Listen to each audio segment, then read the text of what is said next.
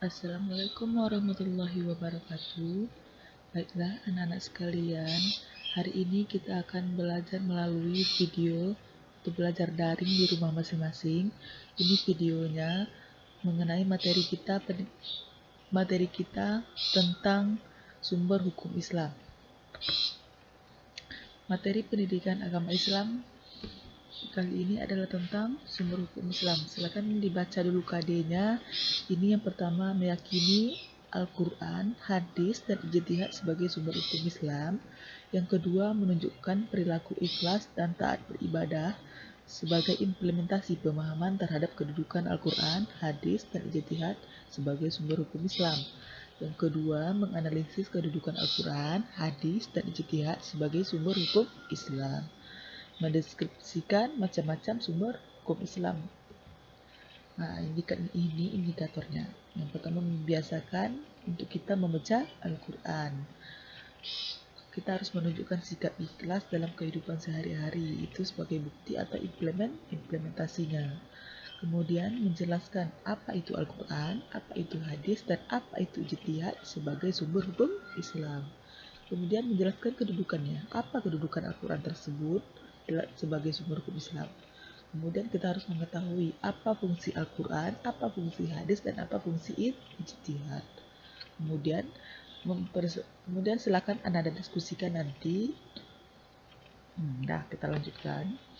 Nah, tujuannya setelah mengikuti pembelajaran ini, siswa kalian harus mampu untuk menjelaskan apa itu Al-Quran, apa itu hadis, dan apa itu ijtihad sebagai sumber hukum Islam.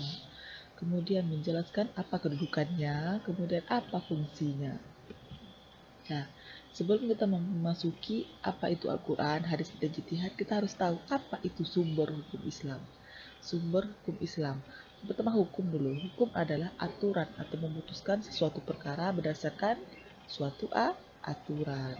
Kemudian hukum Islam adalah aturan atau ketentuan yang berlaku dalam Islam. Itu dia. Maka sumber hukum Islam adalah segala sesuatu yang kita jadikan sebagai dasar, sebagai acuan, sebagai pedoman dalam menjalankan syariat agama Islam. Sumber hukum Islam itu ada tiga macam. Yang pertama, ini dia Al-Quran, As-Sunnah, dan ijtihad. Kita kupas dulu satu-satu. Apa itu Al-Quran? Al-Quran adalah secara bahasa, Al-Quran berasal dari Qoro'a, Qru'u, ini dia. Qoro'a, ini dia. Qoro'a, Yaqru'u, Qira'atan, dan Qur'anan. Ini secara bahasa ya. Maka berarti suatu bacaan. Ini dia. Sesuatu yang kita baca. Maka Al-Quran secara bahasa berarti bacaan. Secara istilah, ini secara istilah ya. Secara terminologinya atau secara istilahnya, ini dia. Yang banyak nih. Al-Quran adalah firman dari Allah Subhanahu wa Ta'ala, merupakan suatu mukjizat yang diturunkan kepada Nabi Muhammad, Nabi kita, dengan perantaraan malaikat Jibril yang diturunkan secara berangsur-angsur.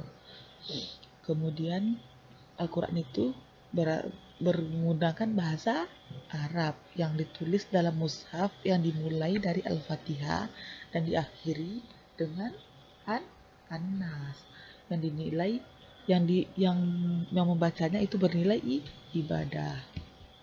Nah, kemudian ini dia kedudukan Al-Quran sebagai sumber hukum Islam. Al-Quran sebagai sumber hukum Islam adalah sumber hukum yang pertama. Ini dia apa nih? Ini kok hilang-hilang? Sumber hukum Islam yang pertama. kita gunakan pen lagi ya. Ini petunjuk, ini intinya sebagai sumber hukum Islam yang pertama. Nah, ini firman-Nya. Wahai orang-orang beriman, taatilah Allah dan taatilah Rasul-Mu Muhammad dan ulul amri atau pemegang kekuasaan di antara kamu. Kemudian jika kamu perbedaan pendapat tentang sesuatu, maka kembalikanlah kepada Allah, Al-Quran dan Rasulnya atau as-sunnahnya yang akan kamu beriman kepada Allah dan hari kemudian. Yang demikian itu lebih utama bagimu dan lebih baik akibatnya. Itu terdapat dalam Quran surat An-Nisa ayat 59. Sebuah hukum yang kedua apa yang kemudian Al-Quran itu merupakan sebagai pedoman kita. Ini Al-Quran sebagai pedoman. Yang ketiga Al-Quran sebagai petunjuk. Kemudian Al-Quran sebagai penyempurna kitab-kitab sebelumnya. Sebelumnya kan kita udah memiliki kitab-kitab dari nabi-nabi terdahulu. Ada kitab Injil, ada kitab Taurat, ada kitab Zabur. Maka Al-Quran ini adalah penyempurna kitab-kitab yang sebelum itu. Nah, sebagai penyempurna kitab sebelumnya, Al-Quran mempunyai 4 kandungan. Yang pertama akidah, yang kedua ibadah. Yang pertama akidah, ini dia.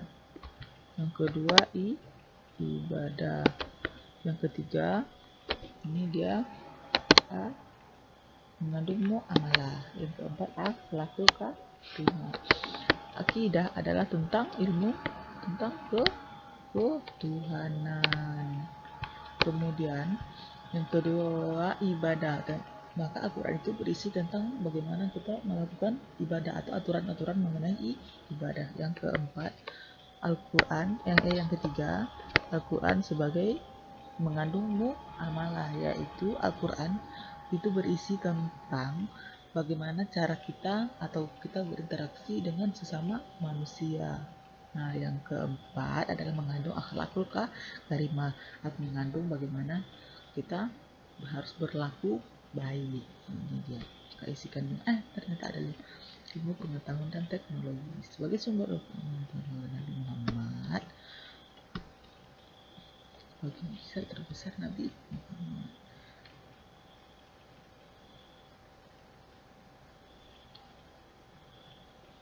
Ini dia kandungan hukum dalam Al-Quran. Itu dulu materi kita pada hari ini.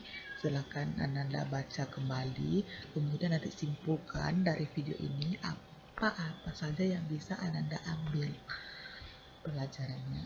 Oke, sekian dulu. Terima kasih. Assalamualaikum warahmatullahi wabarakatuh.